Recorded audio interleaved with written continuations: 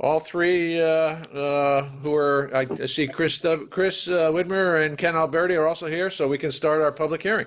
Perfect. Mike, would you start the camera? Somebody already started. Tracy already did. Good.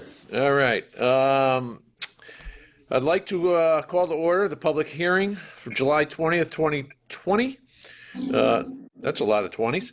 And this is, let me read the meeting notice. Notice was given that the Board of Selectmen will hold a public hearing on Monday, July 20th, 2020 at 8:30 a.m. via Zoom on the following issue. 1. Programs that shall be included on a list pursuant to Chapter 228A of the Connecticut General Statutes, Neighborhood Assistance Act, prior to submission of such list to the State of Connecticut Department of Revenue Services. We have 3 applications, I believe, that we're reviewing today, if I'm not mistaken.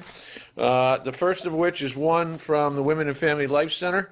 Megan Scanlon, the Executive Director, is on the line. Megan, if you'd unmute yourself and just tell us a little bit about your application and what the funds are going to be used for. Sure. So this is the first year that we made a decision as an organization to go for a program service outside of what we've normally done, which is an energy saving program. And a lot of that has to do with the last several months of the pandemic and the increased need that we're seeing in the families that we are serving. So obviously, we've had the Guidance Assistance Program, which is a program that helps individuals navigate many different issues that they're having in their life, sometimes all at the same time. We work very closely with Guilford Social Services to connect them to resources. A lot of times the social services is sending folks to us that they can't help and vice versa. But we've seen a considerable increase and are anticipating long-term effects of the pandemic. So we are looking to be able to meet capacity with this program by increasing our staffing and our capability to serve individuals through this. So just to give you a sense of the types of things we're seeing an increase with is housing and food insecurity is a big one for the individuals that we are working with currently, either underemployment or complete job loss. So we are working to help them re-enter the workforce. And childcare and access to affordable childcare has been a big issue that we've been trying to help individual families with as well. Just to name a few, obviously we've been dealing with, the impacts of domestic violence and all the other types of abuse that we deal with in certain family circumstances as well. But this has just become incredibly intensified during these last several months, and knowing that this is not necessarily going away anytime soon, and that unemployment is ending very shortly for a lot of the folks that we're helping, we're really looking to be able to meet the capacity with this program. So we are asking for some funding that would allow us to move our social worker, our second one, to full-time. Wonderful. Megan, I see that the revenue sources are significantly less than the total proposed expenditures for this program. I'm assuming that means your existing staff will be deployed or utilized for these services? Yeah, yep. So we're not looking to add additional staff. We're looking to move up. And then obviously we offset the grant funding through private individual donations. Wonderful. Thank you. Any other questions? Hearing none. Megan, thank you very much for that summary. Thank you. Next up, Ken Alberti from Sara, Texas Residential Home Generator Project. Ken, if you wouldn't mind, just give us an overview. Yep. Happy to. Good morning, everyone. Thank you for having me. As some of you may know, our residential programs here at Sara are one of our longest standing programs and services that provide folks with individuals with intellectual and other disabilities the opportunity to live independently with support from Sara. And one of the most important things for our residents is to keep their routine, right, and to be able to keep activities consistent to help with just they're fulfilling their lives in terms of knowing that they have activities to go to and a routine to keep. And so what happens often when we lose power is in some of our homes, for the various reasons that we lose power, is that we have to rehome or move our folks into hotels for extended period of times or for short period of times. Either way, it's pretty disruptive to their day-to-day care. Also, having electricity is obviously really important for us, for all of us, but especially for us as we have hospital beds and other medical equipment that we need to have operating effectively. And we have a few homes that have small generators, and we are looking to upgrade those 2 homes with full home generators. And so just to allow for continuum of care in the event that we lose power, which happens throughout the year, as we all know. So again, the routine and the consistency is really critical. So we're looking to not only purchase the equipment, but get all the wiring in place and upgrade the electrical that we might need to upgrade in order to allow those to run efficiently and effectively. Great. Thank you for that summary, Ken. Anybody have any questions? Yeah, I mean, just administratively, the forms that were attached to board pack were blank. That was just not the biggest deal in the world. I get it, right? And love to support Sara, and I don't see any reason based on that explanation not to do it, but I don't know what happened. Oh, I'm sorry. I can resend them. I would appreciate that. They were blank? There was nothing on them? Well, no, the source of revenue is there. NAA fund requested 40,000. What was missing was other funding sources or proposed program expenditures. But I think your narrative is pretty clear, Lou, on page 2 of the document. The narrative is pretty clear, just that the proposed expenditures just show 40,000 as well as the funds requested. Sue, I see you shaking your head. We didn't get them. No, it's not in board pack. It's a blank application and the first page of the 990. We have the Form 990. I'm sorry, Tracy. This may actually be maybe you. This is probably my error, I guess. I thought I loaded everything. I will. I'll go take care of that right now. Okay. Well, I printed off a copy, so. I have. I have it. Did you have it? Sue, we got iced. Mine- What's going on? And I would just add, happy to add on the revenue side, there aren't, considering the current environment, there isn't a lot of revenue to go around for these kind of projects, but they are critical. So there aren't other funding sources at this time, which is why we're hoping this is approved so we can go out and seek some support. And the expenses, we've done 1 or 2 of these in other homes in years past, and it's been pretty close to that $20,000 mark per home.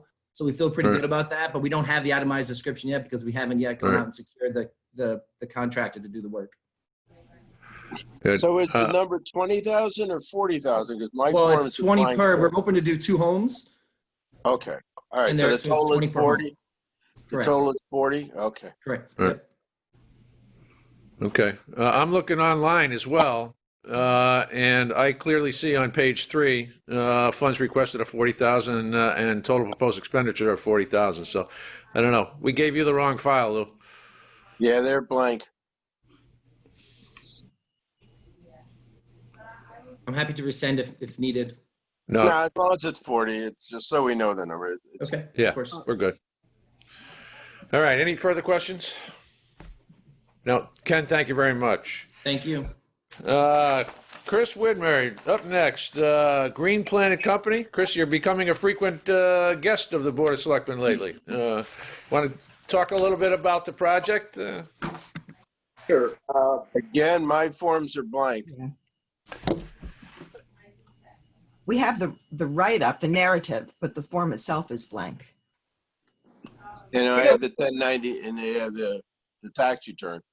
Okay, That's I'll all make we sure we get everybody the right forms after. Oh. the meeting. I'll email What them to is you. the number then? Oh, yeah, I guess he'll tell us. Okay, I'm sorry. 23,000. Yeah.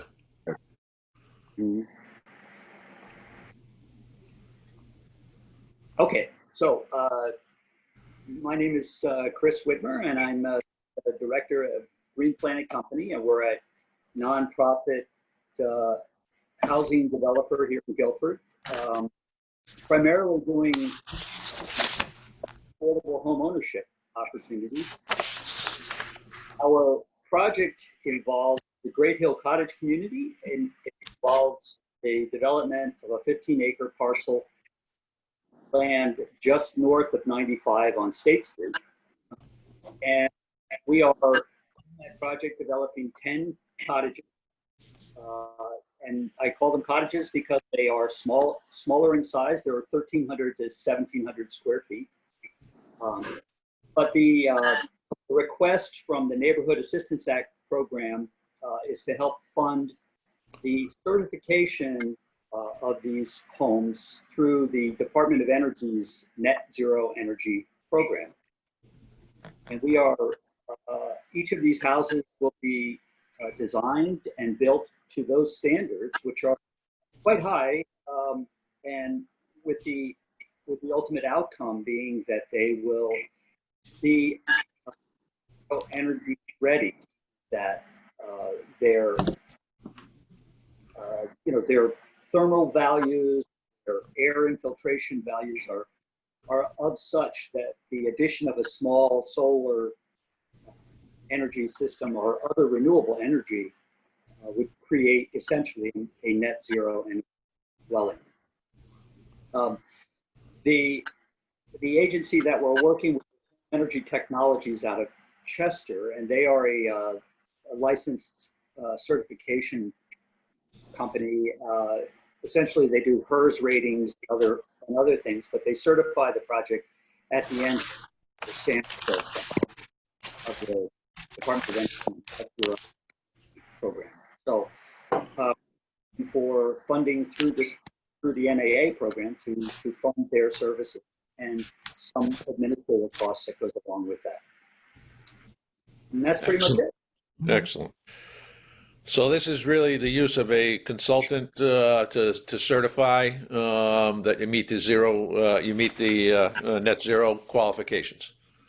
Correct. Wonderful. Yeah. Wonderful. Any questions of Chris? No? Chris, we're excited, as I think you know, we're excited about this project. At the last opportunity you had to speak with the Board of Selectmen, we're encouraged by what's happening here. And by the way, there is still an envelope in the Selectmen's wing with your name on it with the easement documents. So you're welcome to them. You're welcome to them whenever you want to stop in, or we can mail them out to you. Your call. I'll come to that. You got it. All right. If there are no other questions, is there a motion to close the public hearing? So moved. And a second. Call the question. Selectman Federici, Aye. Selectman Haverda, Aye. Selectwoman Renner, Aye. Selectwoman Ruoff, Aye. Selectman Hoy is also an aye. Folks, it's up to you if you want to stay, but I have a sneaking suspicion that these will be approved under item 8, that we will be recommending these to the State Department of Revenue Services, and we'll be taking that item up as item 8 on our agenda. So please feel free to stay or leave at your discretion. All right. All right. I would like to call the regularly scheduled Board of Selectmen meeting for Monday, July 6th, 2020 to order. First order of business is the Pledge of Allegiance. Charlie, would you please lead us, as is your custom? I pledge allegiance to the flag of the United States of America and to the republic for which it stands, one nation, under God, indivisible, with liberty and justice for all. Thank you, Charlie. Item 2, public forum. Is there anyone from the public wishing to address the board? Hi, Matt. Joe Keeler here. I'd like to, if I could. Good morning, Joe. How are you? Hi, good morning, everyone. I'm here to ask whether it might be possible for the application from Eric McDonald to join the Guilford Human Rights Commission to be added under Resignations. Tracy, do we have that? I just emailed it to Tracy a couple minutes ago. Yeah, I'll have to look. I haven't checked my email. Okay. We'd be happy to add it to the. I'd be happy to add it to the agenda. You need a motion for that, Matt? Yes, we do, Charlie. I'll move it. And a second? Second. Call the question. Selectman Federici, Aye. Selectman Haverda, Aye. Selectwoman Renner, Aye. Selectwoman Ruoff, Aye. Aye. Selectman Hoy is also an aye. That motion carries. So give me the name again, please. It's Eric MacDonald, MacDonald. Yep. He's an independent, and as I said when I spoke to you about Yep. the application, the commission members are very, very much in support of his membership. Excellent. Trace, we have two others under new business as well, right? Yes. Okay, we'll handle that when we get to them. Joe, thank you very much. Thank you. Thank you. Anyone else wishing to address the board? Hearing none, let's move on to item 3, and that's to approve the minutes of the first would be the it would be the July 6th meeting, right? I'll move them. Is there a second? Second. Any comments, questions, changes, etc.? It may be a little early. There was item 6 involved the fingerprint system that the police were buying, and there was some question that Deputy Chief Hyatt was going to follow up with the state in terms of getting some reimbursement. Do we know if that's advanced, or is that on his plate? That I have not had a follow-up conversation with him on that yet, but I can certainly do that. And then the second one, sort of also in the follow-up department, Matt, sorry to be dumping these on you, but in the Public Works, number 9, there was a question about the chip sealing and whether the de-escalation clause was in effect, and whether, given the comically low prices for oil, we were going to see a little bit of additional benefit there. Yeah, I think we got that from Pam, like Pam. right after the meeting. or Yeah, something. we did. I'm sorry, so there's an email out there? Yeah, Okay. and it works both ways, escalation as well as de-escalation based on spot market pricing. Okay, great. I'll have to circle back and check the emails. Thank you. No problem. Just those questions. Okay. Anything else on the minutes? All right, call the question. Selectman Federici, Aye. Selectman Haverda, Aye. Selectwoman Renner, Aye. Selectwoman Ruoff, Aye. Selectman Hoy is also an aye. July 13th, 2020 special meeting. Is there a motion? So I'll moved. make a motion. And a second? Second. Comments, questions, etc.? Hearing none, call the question. Selectman Federici, Aye. Selectman Haverda. I have to abstain. I was That's there. correct. Yep. Selectwoman Renner, Aye. Selectwoman Ruoff. I have to abstain as well. I didn't You got attend. it. Selectman Hoy is an aye. Motion carries. Okay. Item 5, Finance Director, Mary Jane Malvasi. Good morning. Good morning. I'd just like to remind the board that today I am presenting preliminary June 30 figures. We have a lot of transfers and movement that will be made to these numbers prior to our audit and during our audit. So just want to make sure everyone is aware that these are preliminary numbers and they are subject to change before we finalize. Overall, however, we are in much better financial picture at the end of the fiscal year than we had earlier anticipated in April. Had things remained the same in April through June, we might be looking at different numbers today. But thanks to the reopening of much of what we do here, we were able to meet and exceed our revenue budget. I'm going to start with revenue at the moment by $1.1 million. We had anticipated a surplus here anyway due to tax collection, state revenue that the ECS money that came in over budgeted and some other items. But at this point, we're at 1.1 million. I'd like to note that most of our departments have exceeded their budgets with very few exceptions. And I'd be looking to answer any questions on any particular line item you might have.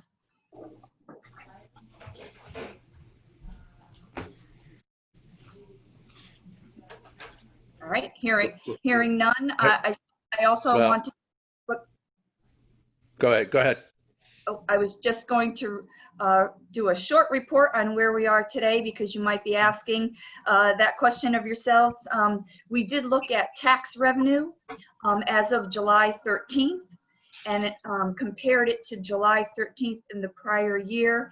And our tax collection this year was only 15% less than the prior year. We have brought in more than enough revenue to continue to pay our medical benefits fund and to make our pension contribution.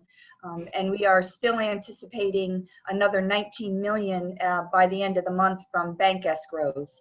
So, you know, Matt may want to comment, but as he's saying about tax collection, I'll let Matt. Right. All right. As I think you all recall, we adopted the 90-day deferment, and there was some original concern about the potential impact of cash flow. I think you heard me say it probably more times than you wanted to, where I asked the community at large to continue to pay on time if you could afford to preserve that benefit for those who couldn't. And obviously, this is a community that has heeded those words or just wants to pay their taxes on time if they have them. So being down only about 15%, I think, is a pretty substantial affirmation of what we thought would happen in this community. And again, we are in no danger. Let me make this clear. We are in no danger of having cash flow problems based on the projected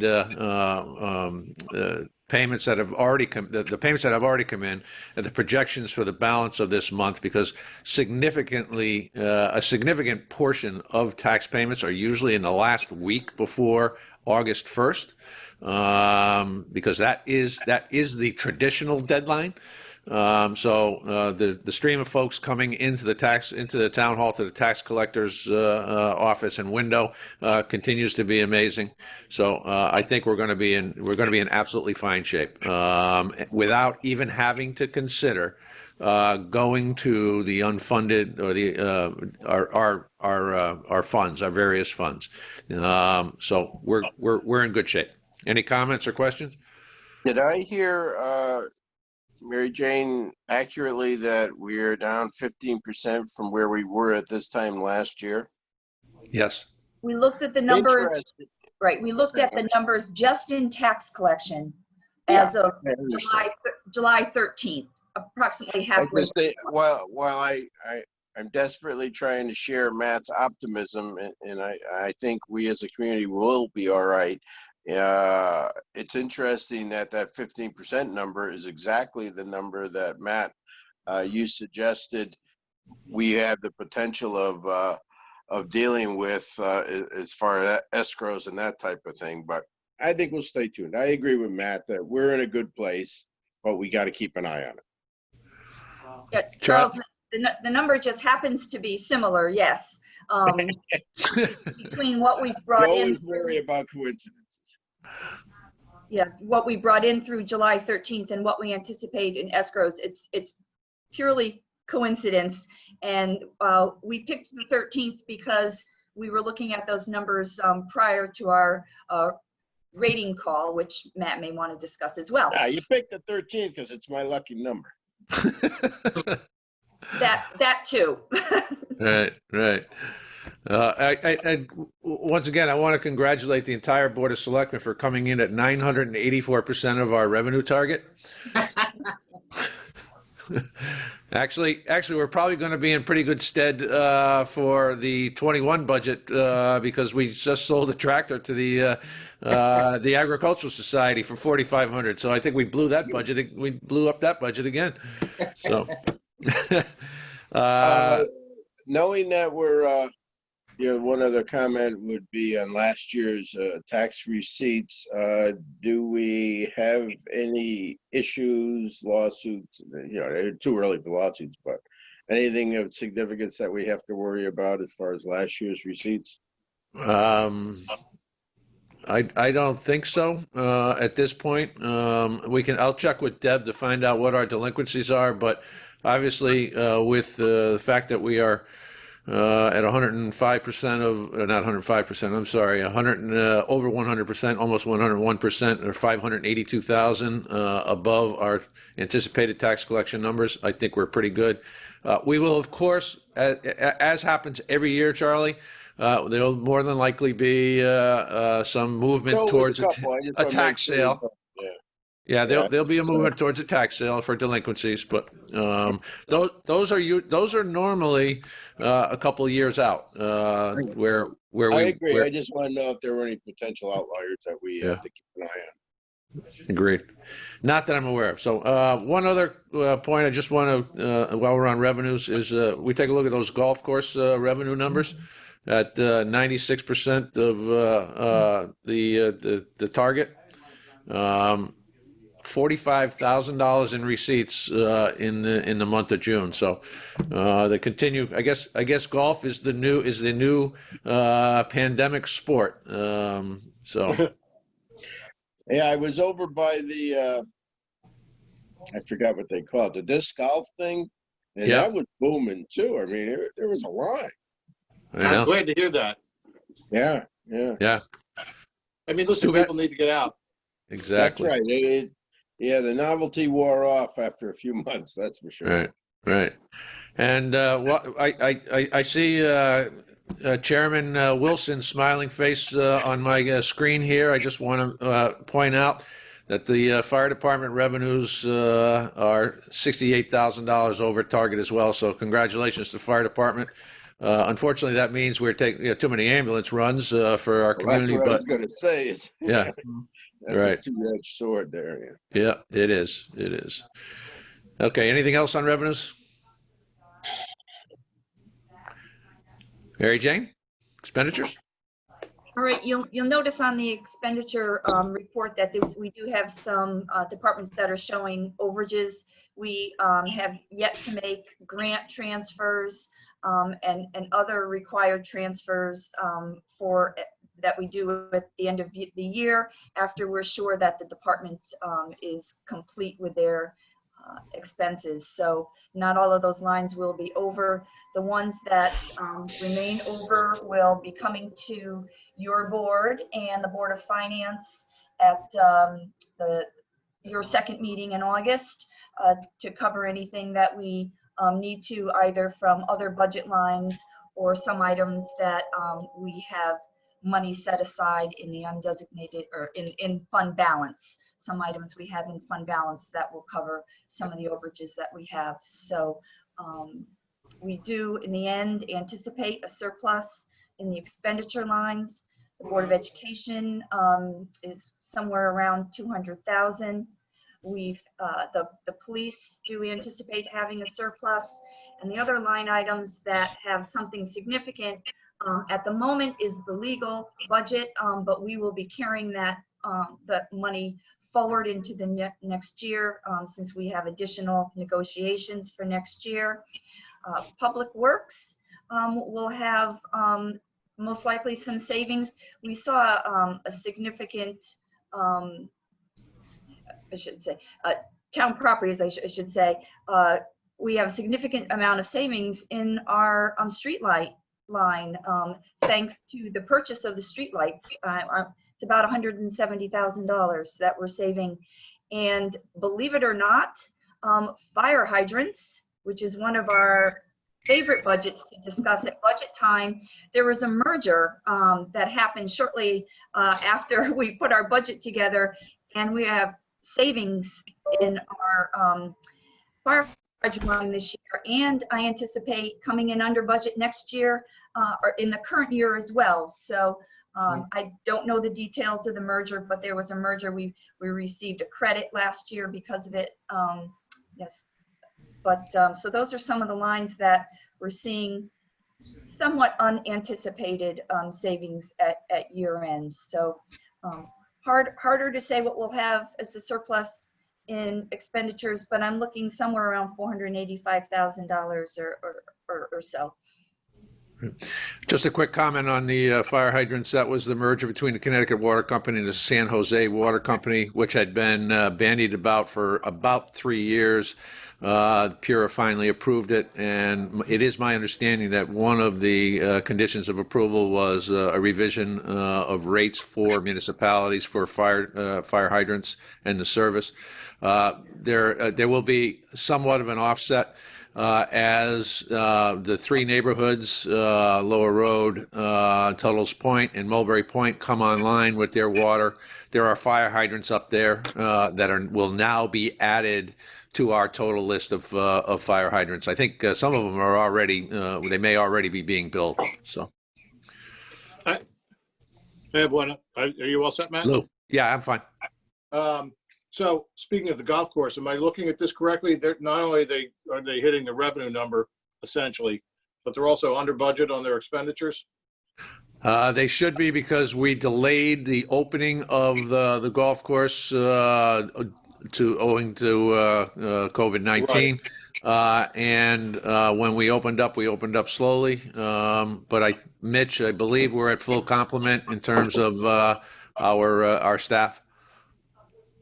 All right, but for the fact that we are 2019-20, they're going to be under budget expenditure. Exactly. Great.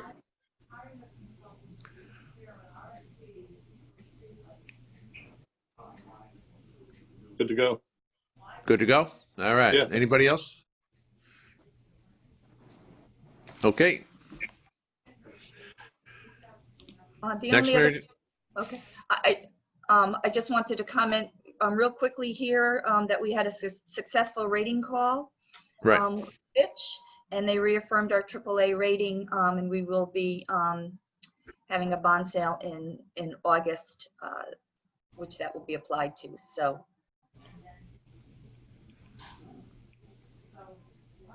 Excellent. Thank you, Mary Jane, on that. Okay, so unless you have any questions on warrants, we'll talk about medical. All right. Well, let's go back to the pension just for a quick second. I think everyone got a copy of the pension documents. Mitch and Mary Jane, status of where we are versus where we were, say, in January or February, and what the impact is, because we have a July 30th evaluation period every year, which will determine our contribution rates for the 21-22 budget. We're relatively close to where we were prior to the coronavirus, if I'm not mistaken. I think that we were at about 68 million. We have actually recouped all that we lost. The reason we're down a little lower than that is because of benefit payouts since then. Okay. Good. Bounced back very well. Mary Jane, when you say loss, I mean, that was paper loss.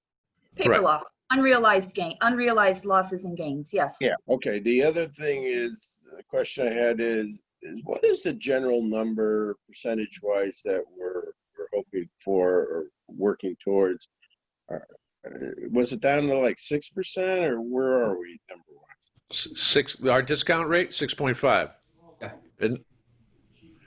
Yeah, Charles, we brought that down 1/4 point every year for the last 4 years. I just wanted to double check. Okay. Yeah, and we're going to continue to do so over time. I think we need to be in the mid to low 5s eventually.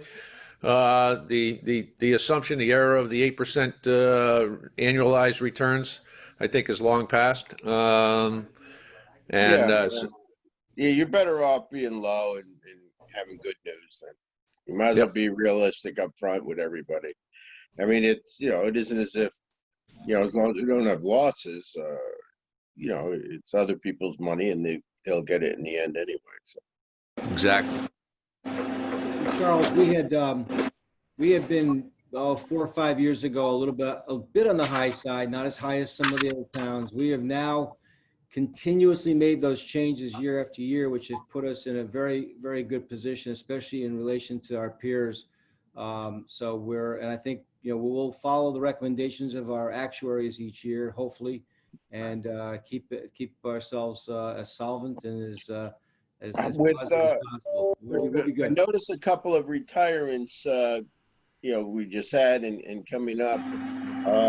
How is it working out with lump sums versus pension? And, are we approaching that the best way possible? The only lump sums we're seeing right now, Charles, are coming out of the Board of Ed. There are still some contracts there that allow for that. And in fact, the last 2 Board of Ed contracts that had a lump sum actually split the lump sum over a 2-year period or 2 fiscal years, which softens the blow, so to speak. Yes, we have had some retirements recently, but those are going to be from the town side and the police side, will be as a monthly pension payout. There will not be, on those that have just retired, there will not be any. Yeah, I understand it's probably not the purview of the pension committee, but is all of the best communication possible being made to those retirees for the understanding of lump sum versus pension or planning or whatever? I just, I understand contract-wise it will evolve away, but, I just want to make sure that anything we can do to avoid it, because it does, it is a hit. There's no question about it. It is a hit, and that's why we have removed that from the contracts. We have all the union contracts no longer allow for a lump sum payout on the town side or the I understand we side. did it, I understand that part of it. I just want to, if there's any, I don't know how many are left. I just want to make sure that any communication we can from the town side or pension planning side or anything, our efforts, we put a little effort into that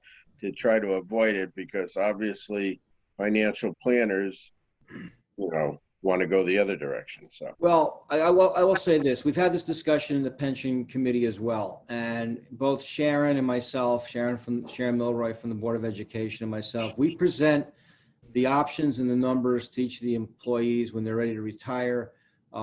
Remember, even on the town side and the police side, there's an option if you're married, having a spousal benefit as well. And quite frankly, we lay it out to the employee and ask that they review it with their spouse and with their financial planner.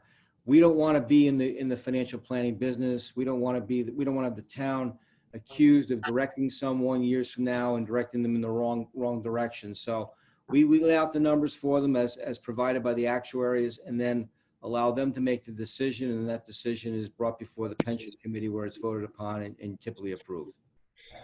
okay. Right. Thanks, Mitch, for that explanation. Welcome. Okay. Anybody have anything on any of the warrants or? None? Medical monthly projection, Mary Jane. Big Well, numbers. we are continuing to see low claim numbers.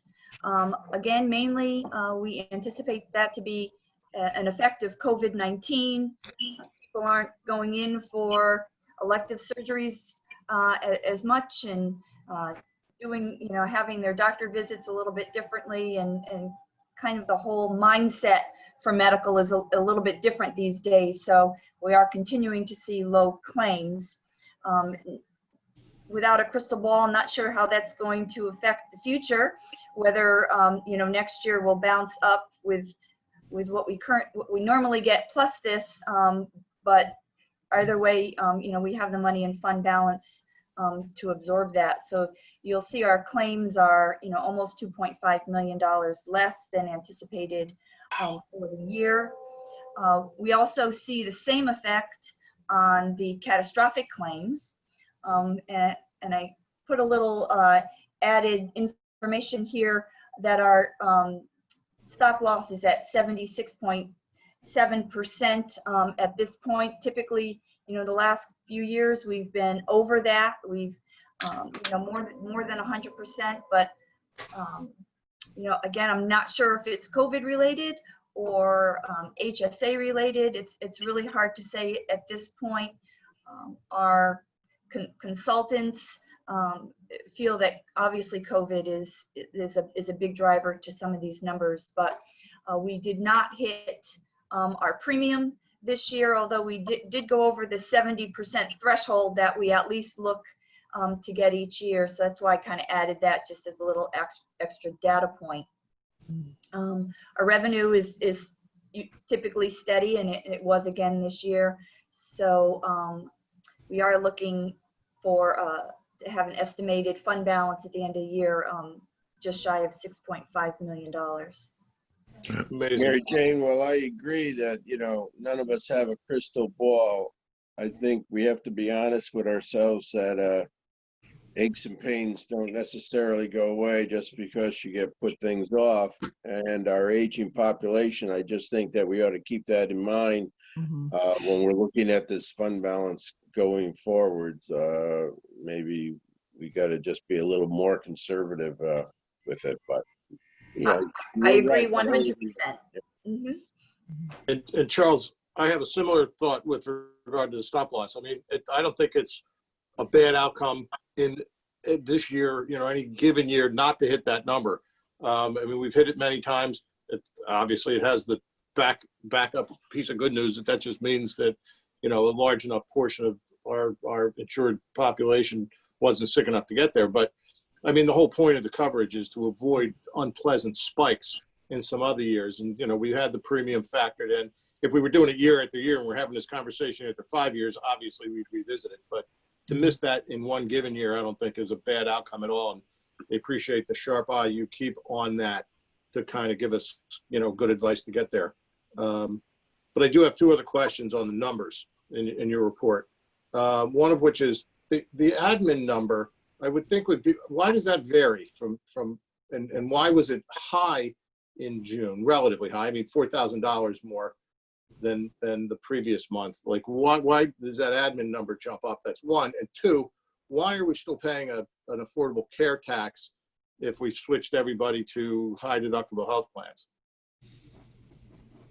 We have. Well, I'm not sure why the admin is higher this particular year, but keep in mind that admin cost includes the cost of our stop loss. So that's in there. Okay. And we pay a percentage basis, not everything is a flat fee. So that is why it varies from month to month. But and what else is there in that case? I mean, I thought there was some sort of consultant fee that we were paying. I thought we were paying for an insurance consultant out of that. Or does that all just go to the insurance company No. that's providing? It's a third-party administrator that processes the claims. Okay. Just curious that it went up in a month where we had low claim. Right. Matt, can I ask, or can I add in a little bit what Sure. Charles and Lou has been talking about with regard to the stop loss? Just so everyone's aware, remember, the stop loss is like an insurance policy.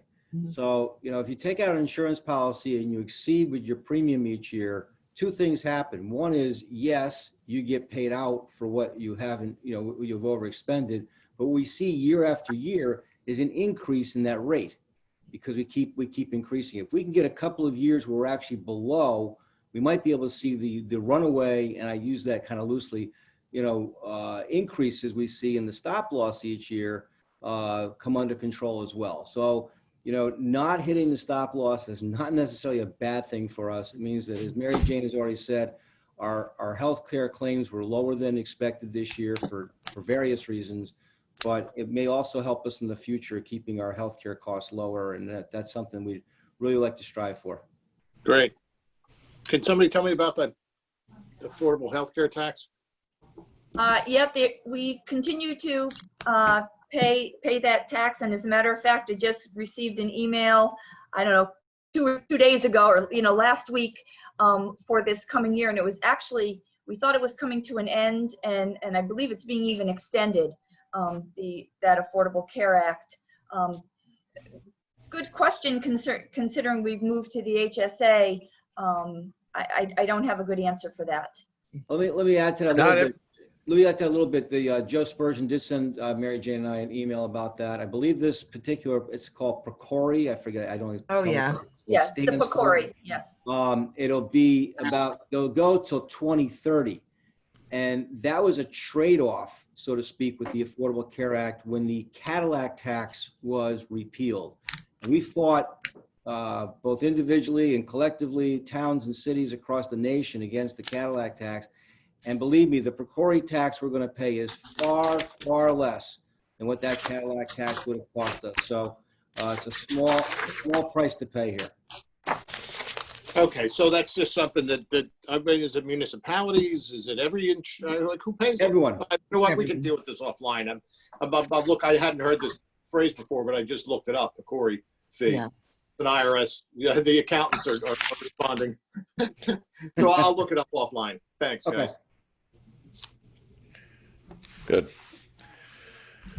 Just a quick back of the napkin analysis. If you take a look at the April data, we were roughly at the same level that we were in 2019. So the April claims will represent pre-pandemic healthcare activity, most likely.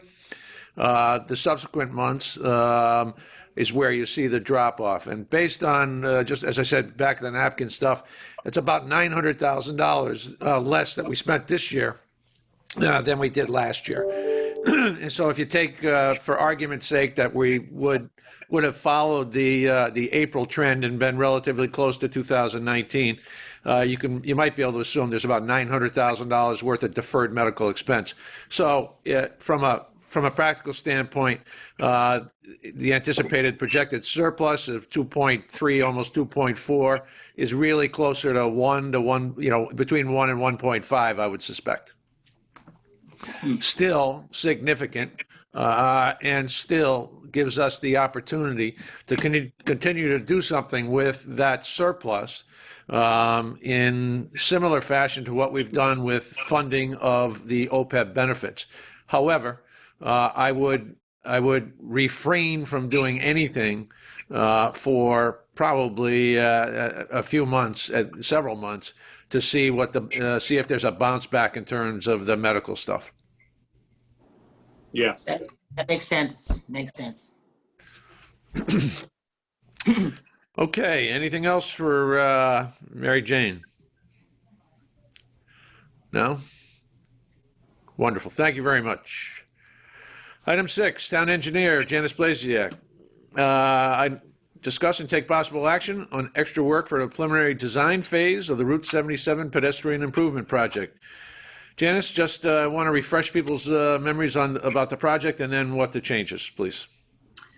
Yes, good morning. Janice Blasiak here. The project is to extend sidewalks north on Route 77 from just south of the highway up to, we're hoping to get to Hubbard Road, but certainly at least to service the police department, the tennis center, and the art center, so that there's access, sidewalk access and pedestrian access connecting the middle school pretty much to that area. The preliminary design was pretty much completed by our engineers, which is Ty and Bond. We currently have a contract with them for $250,000 worth of design services.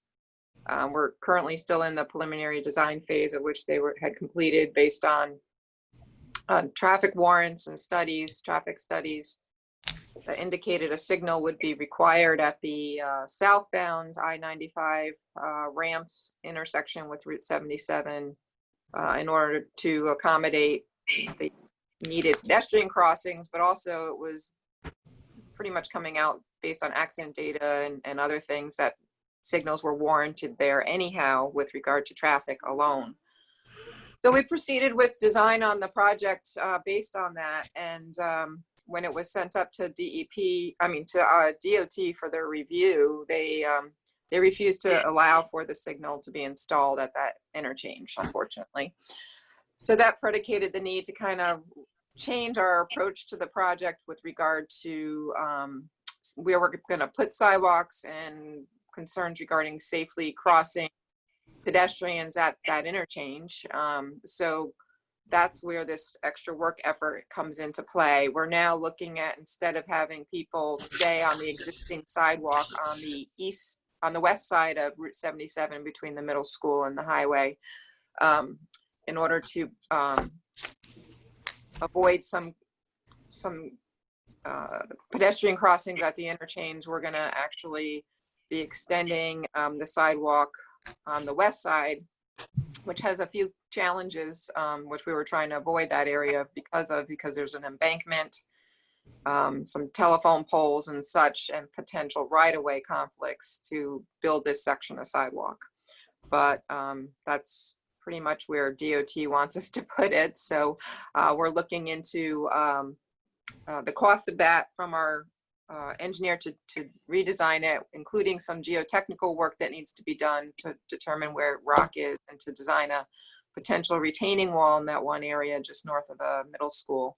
The total cost of their proposal is $20,154.46. This had to be reviewed by DOT as well for scope and costs. Just so you know, in our contract with Ty and Bond, there is an extra work budgeted amount of $25,000 for the overall design phase. But as you can see, we're still within that $25,000 extra work item, but we are still only in preliminary design phase.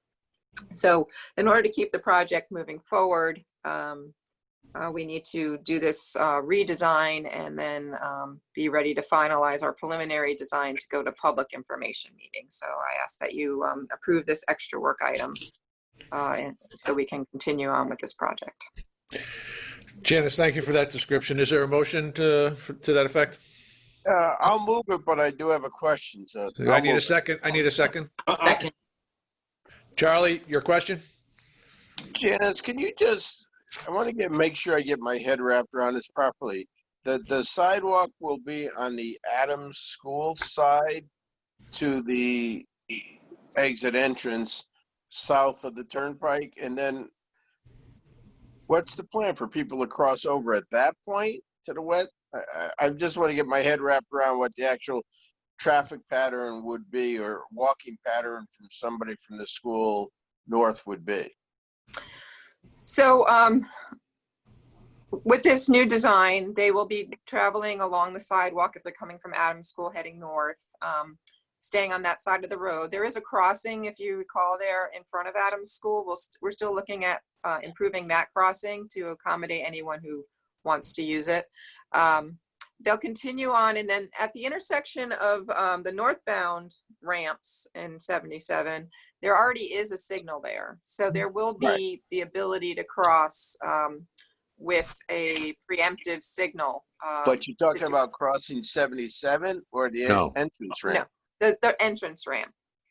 So the sidewalks will pretty much stay on the east side of the road all the way to north of the interchange in its entirety.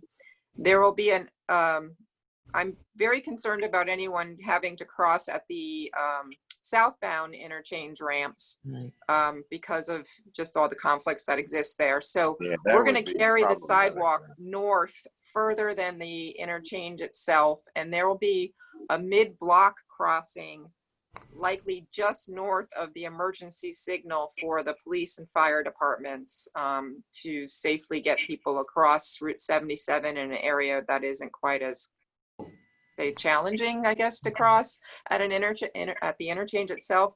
But they do still need to cross that one on ramp and then that one exit ramp.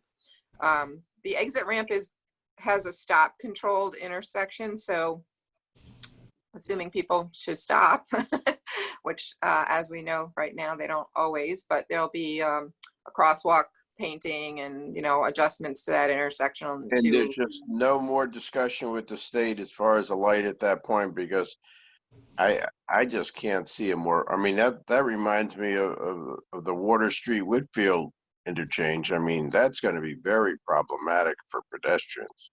Well, Well, it already it already is. There are kids that are Yeah, I the understand. kids are walking up there today to get up to the art center and then up to the Basketball court. yeah. So yeah, There's no more it's pressure that can be brought on the state as far as the traffic signal. I mean, it just, no, we I went up, understand.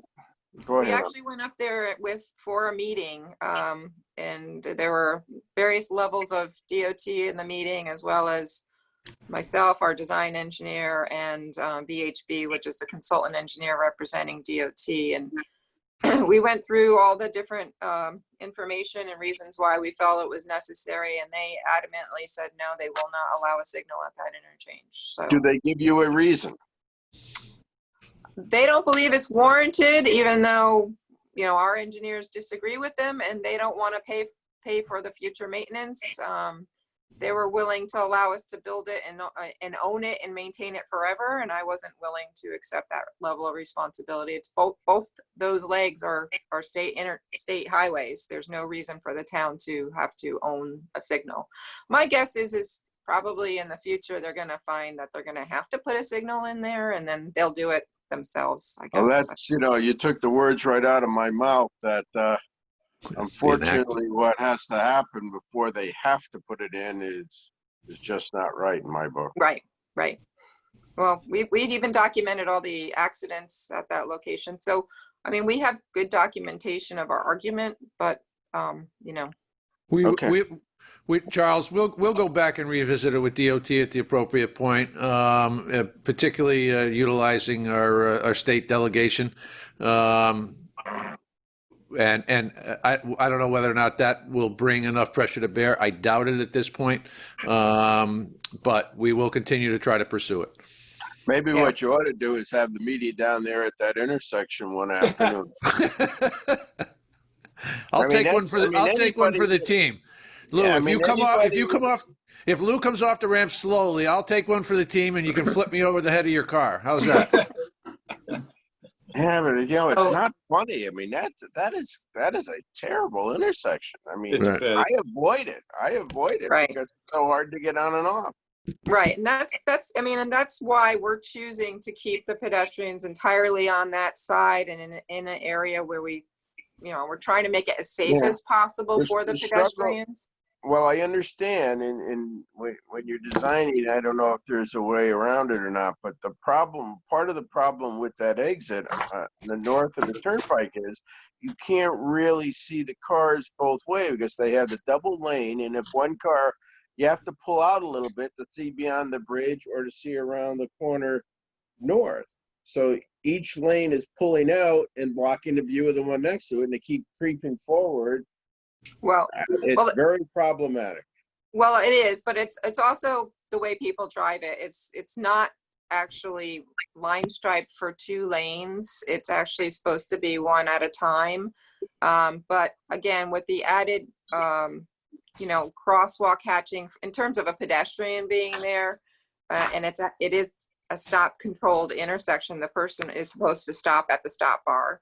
The hope is that it's a safer location to cross than say on the other side of the road, or we're just trying to make it as safe as possible. Maybe some safety bumps and stripes will slow people down. But So Janice, your description of the sidewalk is very clear. I just want the last part. You're going to allow the sidewalk will go north of the southbound intersections, and then at approximately where the blinking light is now, people will, if they want to get to the other side of the street, that's where they'll cross. And then a new sidewalk will continue to Hubbard Road. Will it go past the cemetery and continue to Hubbard Road? We're hopeful that it's going to go to Hubbard Road. The original grant was applied for to just bring folks to as far as the tennis center. And we were avoiding, this is kind of where we're building the sidewalk on between Adams and the I-95 ramps is sort of a duplicate sidewalk because there's already one on the other side. We were trying to avoid that construction to put the monies towards extending the sidewalk all the way to Hubbard. So Mhm. depending on the geotechnicals and all that, we may or may not have enough money in the budget to do that further extension of the sidewalk system, but it's all going to depend on budget. That's our hope. So ideally, it would go to Hubbard Road, which would Right. be great. Okay, thank you. Just one consideration, Janice, I know Sam Garrett's might not like to hear this, but we do have $350,000 allocated to the Guilford Safe Streets Task Force, which predicted demonstration projects or recommended projects coming out of their study group. That could be a potential funding source if to get us up to Hubbard. Yeah, I think we just need to see how the project progresses budget wise and then look at, some other funding sources if need be, if we really are committed to extending it. And that's one possible source. Thanks, Matt. Good. Anything further? No. Is there a motion to approve? I already moved it. Yeah, it's already moved and seconded. That's right. Call the question. Selectman Federici. Aye. Selectman Haverda. Aye. Selectman Woman Renner.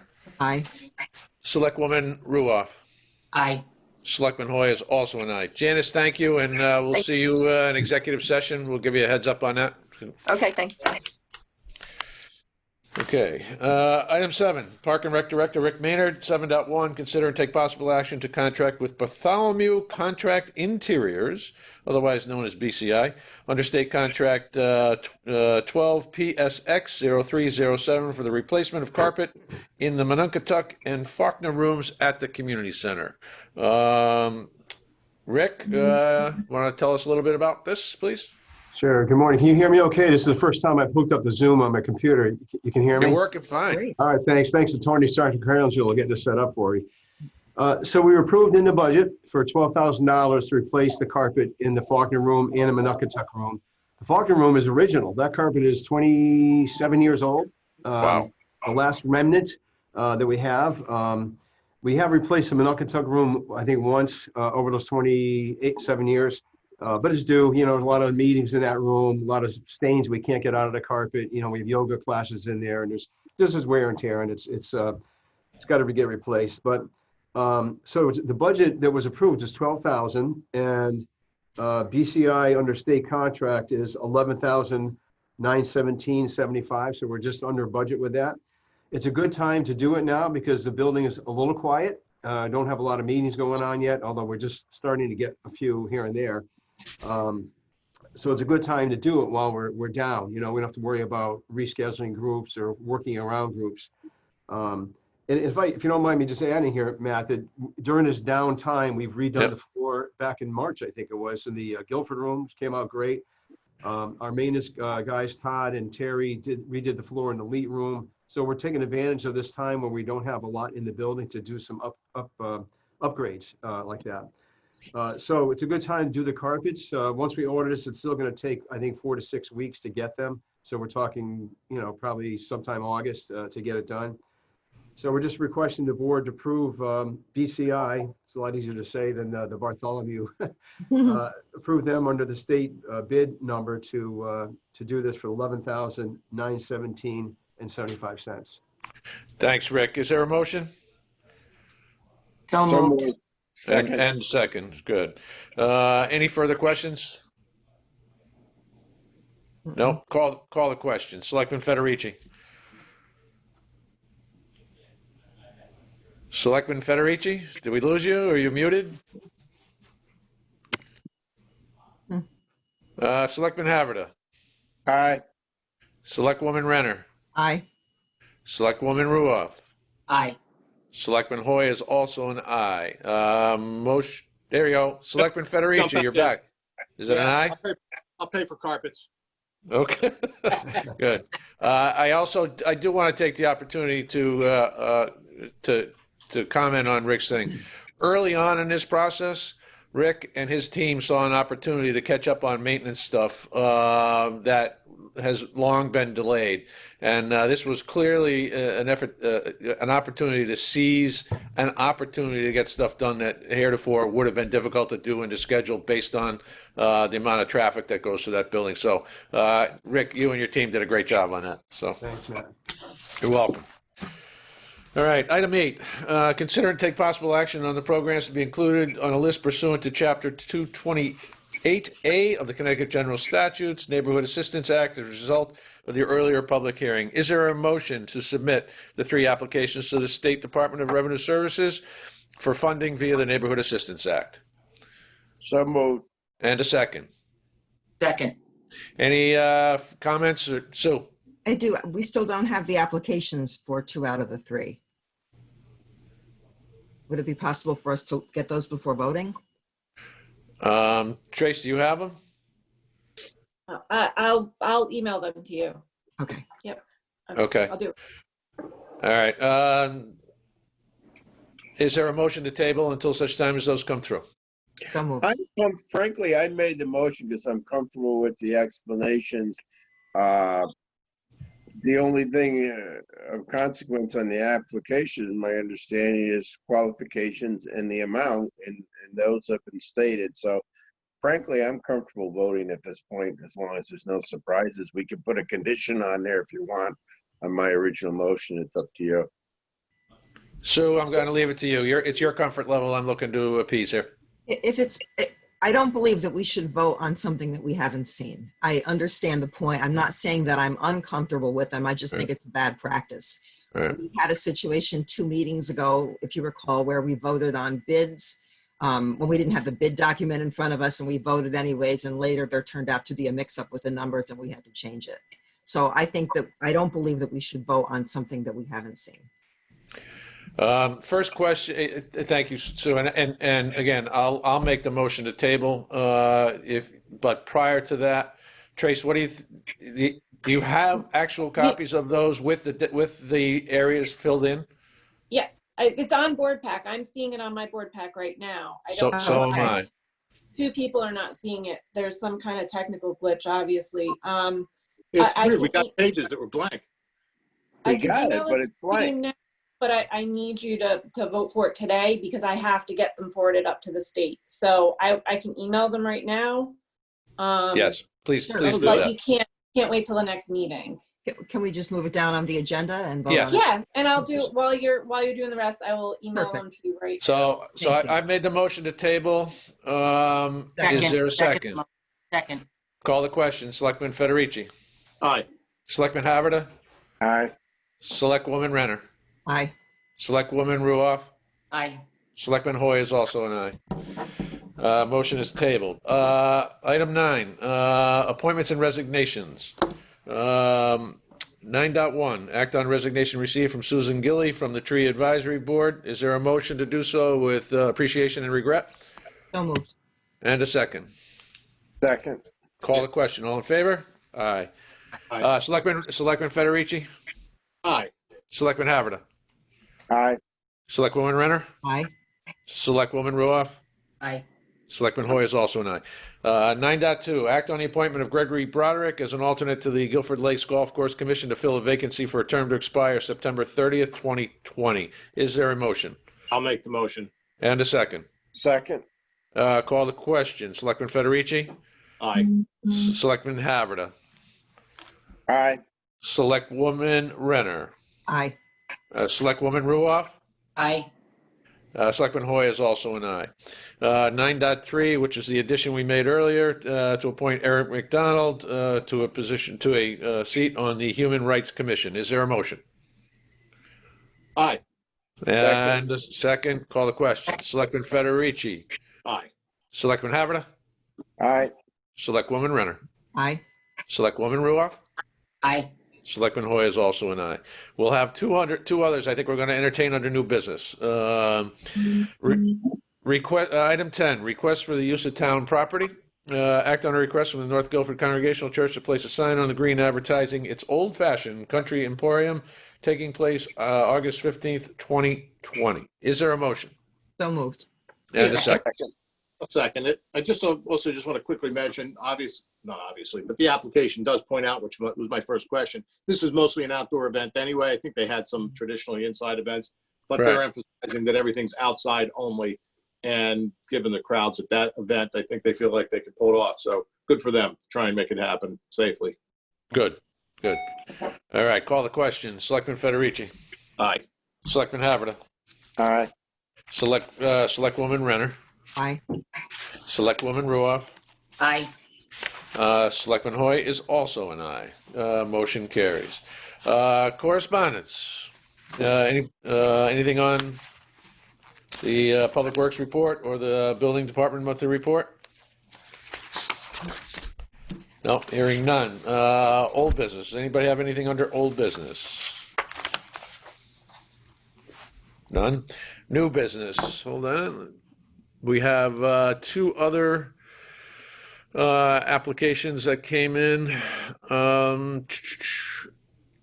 So, is there a motion to add to the agenda the appointment of John Wedeman as an alternate to the Agricultural Commission to fill a vacancy for a term to expire September 29th, 2020? Is there a motion to do so? So moved. Second. Second. Is there also a companion motion is to add Paul Wedeman to the Agricultural Commission to fill a vacancy for a term to expire September 29th, 2022. Is there a motion for that? So moved. Father and son going on Second. together. Nice. Call the question on adding it to the agenda. Selectman Federici. I'll make the motion, yes, or aye, sorry. Selectman Haverda. Aye. Selectwoman Renner. Aye. Selectwoman Ruoff. Aye. Selectman Hoy is also an aye. Now to the question itself, in terms of adding them to the commission, is there a motion? So moved. And a second. Second. Call the question. Selectman Federici. Aye. Selectman Haverda. Aye.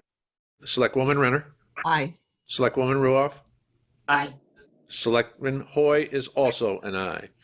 All right. Lou, I skipped over old business pretty quickly. I'd like to go back to it. Yeah. Because we don't have commissions on here this time, so I want to talk a little bit about your task force. So Janice sent me summaries last week, some proposed changes. I sent it around to our committee. We are going to discuss that a little bit further. We need to bounce it by Pam and then you, and then we'll get it on the agenda, I suspect, at our next meeting in 2 weeks. So we are really close. Good. Okay. Excellent. Thank you.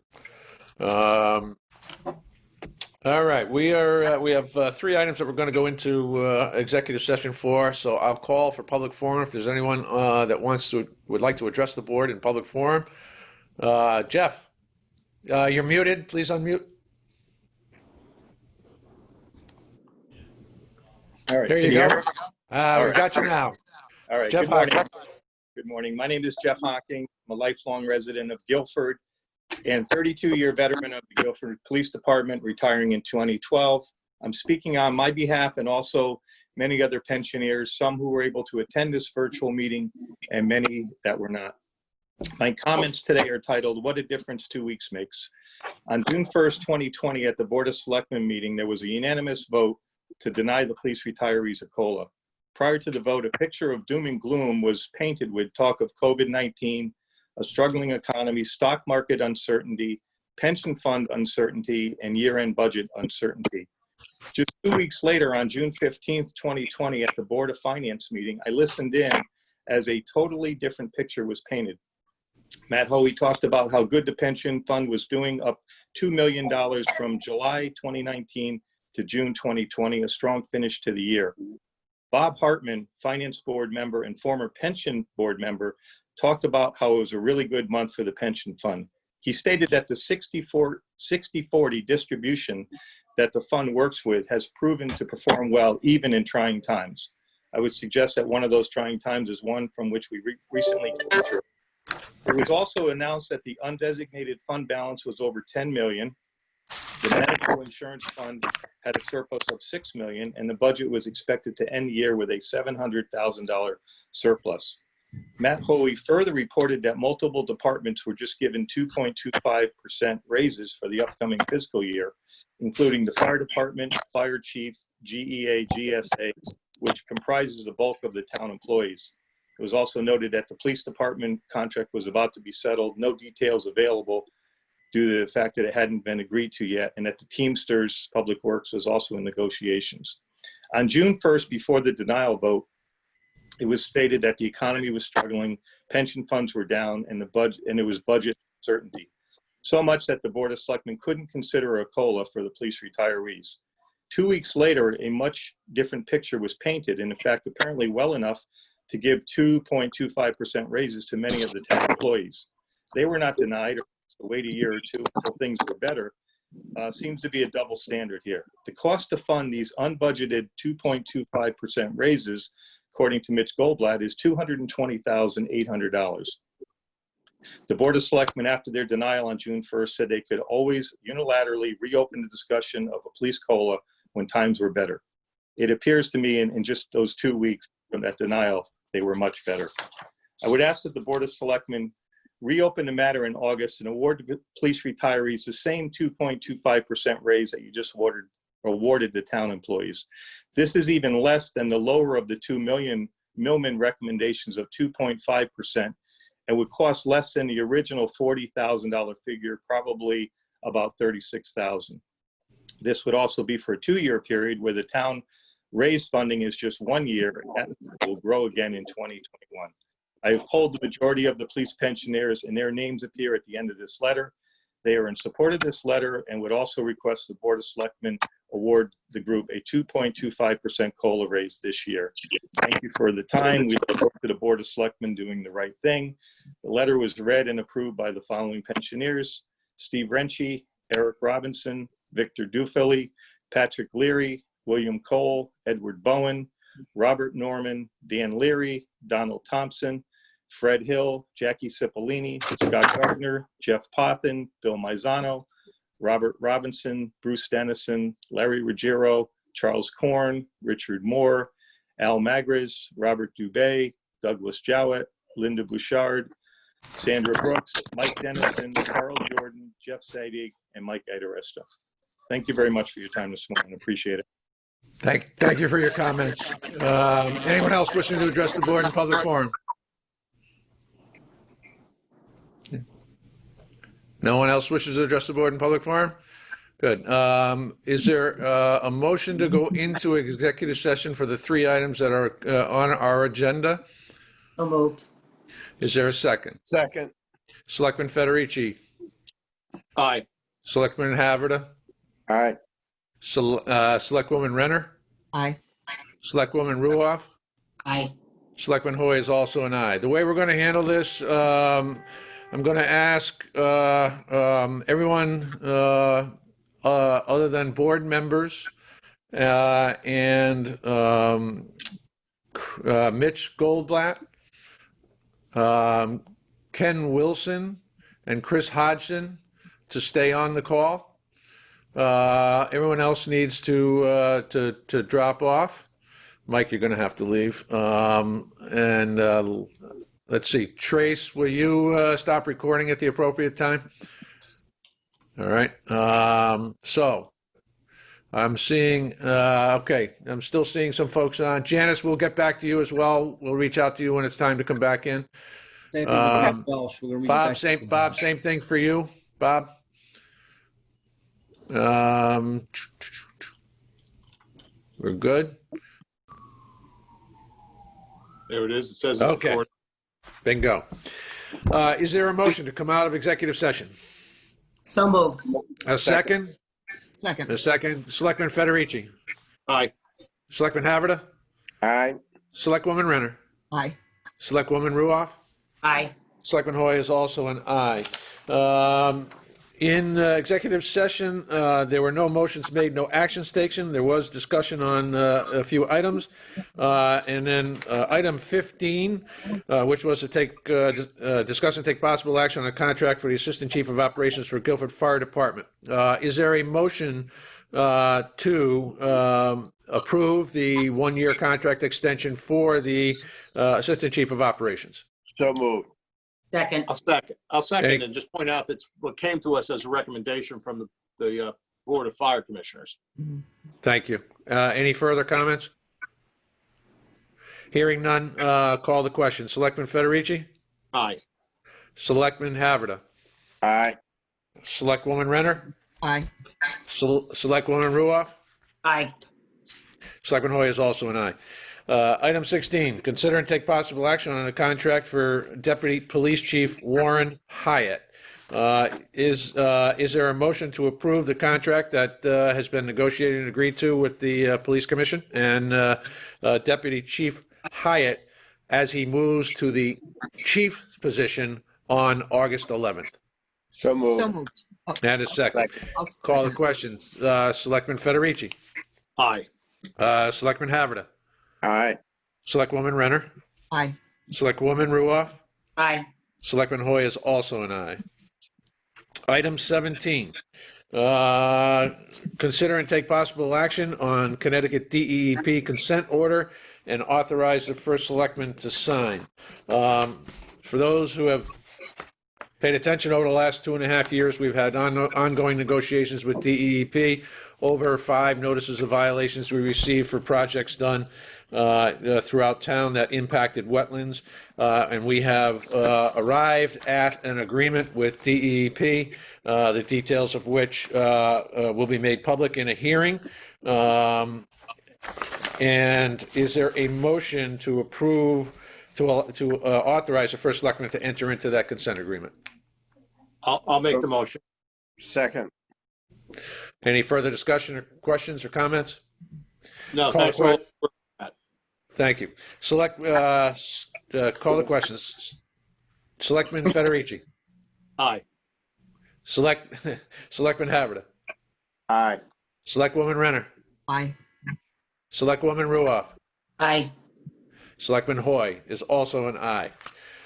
Thank you for that. Hopefully we're at the end of a very long process, particularly as it relates to DEEP, and hopefully with the Army Corps of Engineers on this as well, as we'll be able to leverage this agreement with the Army Corps of Engineers. We have one other item that's on the table. Is there a motion to take item 8 off the table? So moved. And a second? Call the question. Selectman Federici? Aye. Selectman Haverda? Aye. Woman Renner? Aye. Selectwoman Ruoff? Aye. Selectman Hoy is also an aye.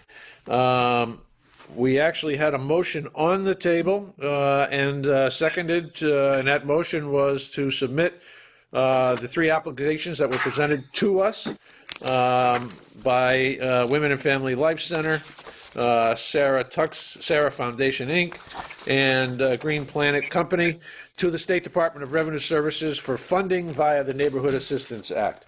Call the question. Selectman Federici? Aye. Selectman Haverda? Aye. Selectwoman Renner? Aye.